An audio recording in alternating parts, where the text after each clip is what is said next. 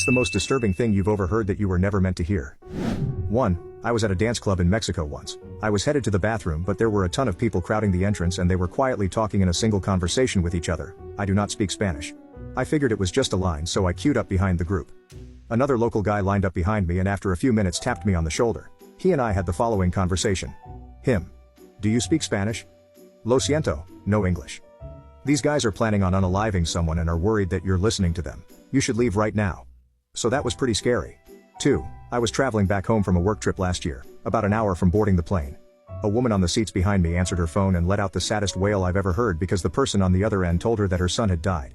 It was extremely sad and weird to think that there were so many witnesses to probably one of the worst moments in her life.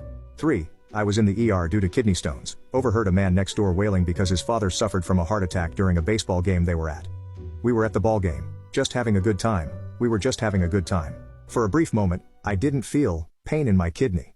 4. My dad, probably drunk, telling me over the phone how he was gonna unalive my mom's new boyfriend. He thought I was her. I was 10. 5. My great-grandmother, delirious on her deathbed, was talking to herself or a ghost. Not sure. But she was saying she was sorry for not protecting you, her. She went on to talk about her only baby daughter used to bang her crib against the wall and one day my drunk of a great-grandfather got sick of it and slammed her against the wall. She went to check on her and she was limp. She died 18 hours later and my great-grandfather buried her in the backyard.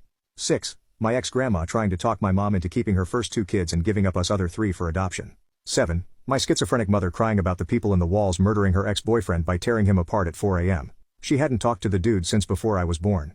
I was already into horror gore stuff as a teen, so it didn't traumatize me quite as much.